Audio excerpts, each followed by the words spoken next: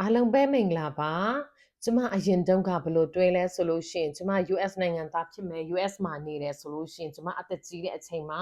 ကျမရေးဆောင်ရှောက်မှုနဲ့ပတ်သက်ပြီးတော့ဘာမှစိတ်ပူစရာမရှိဘူး Medicare ကအကုန်လုံးအစအဆုံးတာဝန်ယူမယ်ကျမအိတ်ဆိုင်လဲဘာမှပေးစရာမလိုဘူးအဲ့လိုမျိုးတွေးထားတယ်ဒါပေမဲ့အခုနောက်ပိုင်းပို့ပြီးတော့လေ့လာတဲ့အချိန်မှာ Medicare ကတော့ကျမတွေးထားတဲ့အတိုင်းတော့မဟုတ်ဘူးပေါ့နော်အဲ့ဒါကြောင့်ကျမလိုပဲစိတ်ချလက်ချနဲ့ Medicare ကအကုန်လုံးတာဝန်ယူမယ်ဆိုပြီးတော့ထင်ထားတဲ့သူတွေလည်းရှိနိုင်တယ်။ကျမကတော့ medical specialist မဟုတ်ဘူး။ဒါပေမဲ့ဒီ Medicare ဘယ်လိုသွားတယ်လဲဘယ်လိုမျိုးရှိတယ်လဲဆိုတဲ့အခြေခံလေး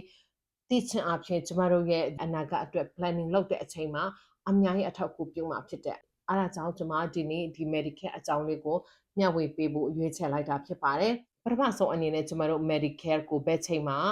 ရနိုင်တယ်လဲဆိုလို့ရှိရင်တော့အသက်65ပြည့်ပြီဆိုလို့ရှိရင်ကျမတို့ရနိုင်တာဖြစ်ပါတယ်။ရှောက်ဖို့အချိန်ကတော့9လကျမတို့ရတာဖြစ်ပါတယ်။ကျမတို့65မပြည့်ခင်3လပြီးလို့ရှိရင်65ပြည့်တဲ့လနဲ့ဆိုလို့ရှိရင်4လပြီးလို့ရှိရင်နောက်ထပ်3လဆိုလို့ရှိရင်9လကျမတို့အချိန်ရတာဖြစ်ပါတယ်။ဒီ9လအတော်တွင်းမှာမလျှောက်ဘူးဆိုလို့ရှိရင်ကျမတို့ penalty ရနိုင်ပါတယ်။အဲ့ဒါကြောင့်ကျမတို့9လအတွင်းမှာလျှောက်ဖို့အရေးကြီးပါတယ်။ဒါပေမဲ့တကယ်လို့ကိုကတက်65ပြည့်တဲ့အချိန်မှာအလုပ်သေးတယ် employer စီကနေ insurance ကောင်းကောင်းမွန်မွန်ရတယ်ဆိုလို့ရှိရင်တော့ကျမတို့ယူသေးပဲနဲ့နောက်မှယူဖို့ကျမတို့လုပ်လို့ရတာဖြစ်ပါတယ်ပြီးလို့ရှိရင်ဒီ Medicare မှာ Part A B C D ဆိုတာရှိတယ် Part A နဲ့ B ကတော့အဓိကပေါ့နော်ပြီးလို့ရှိရင်ဒါအရင်သူတို့ဒီ Medicare ကို Congress ကနေ pass ကြတဲ့ကနေဒီ Part A နဲ့ B ကရှိတယ်အားအားကြောင့်သူတို့ကဒီ original မဟုတ်လို့ရှိရင် traditional Medicare လို့ခေါ်တယ် C နဲ့ D နဲ့လည်းရှိတယ်ပေါ့နော် Part A B C D ဆိုတာတွေက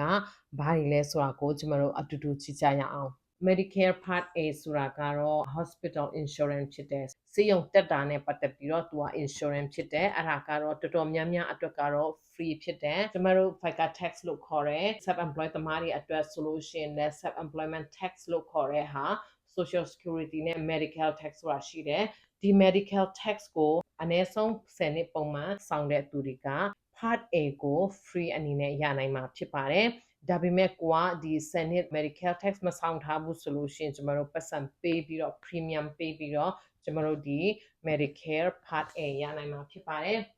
အခုလောလောဆယ်2026နှုန်းနဲ့ဆိုလို့ရှိရင်တော့တစ်လကို300ကနေ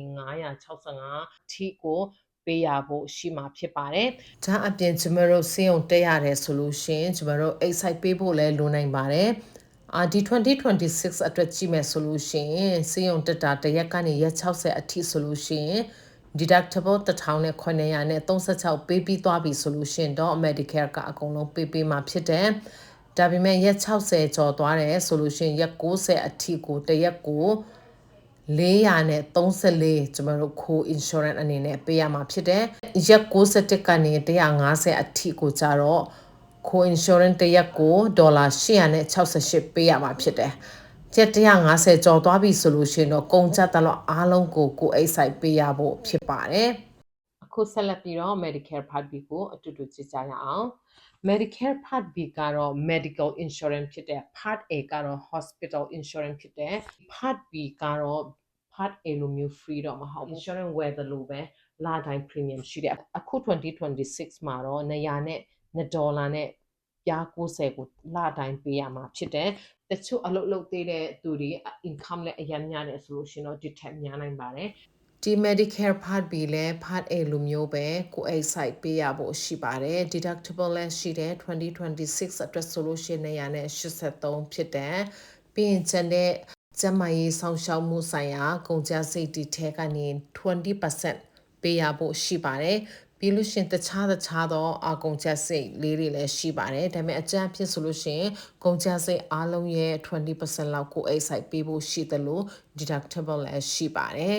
ပြီးလို့ရှိရင် Part C မှာသွားခင်မှာ Part D ကျမတို့သွားမယ် Part D ကတော့ဒီ C1 နဲ့ပတ်သက်တဲ့ insurance ဖြစ်တယ်အစိုးရကတော့ Part A နဲ့ B ကိုမဖြစ်မနေယူခိုင်းတယ်ကိုကအပြစ်မှာ insurance မရှိဘူးဆိုရင်ပေါ့နော် Part D ကတော့ optional ဖြစ်တယ်ဈေးဝါခတွေကလည်းဈေးအရင်ကြီးနိုင်ပါတယ်ပြီးလို့ရှိရင်ကျမတို့ Part C ကိုအတူတူကြည့်ကြရအောင် Part C ကတော့ Medicare Advantage Plan လို့ခေါ်တယ်အဲ့ဒါကprivate insurance company တွေကကင်တွယ်တယ်သူတို့ကတော့ Part A နဲ့ Part B ကိုပေါင်းပြီးတော့သူတို့ရဲ့ plan ထဲမှာထ ထည့်လိုက်တာဖြစ်တယ်တော်တော်များများအချိန်မှာ Part D ပေါ့နော် prescription လည်းပါနိုင်တယ်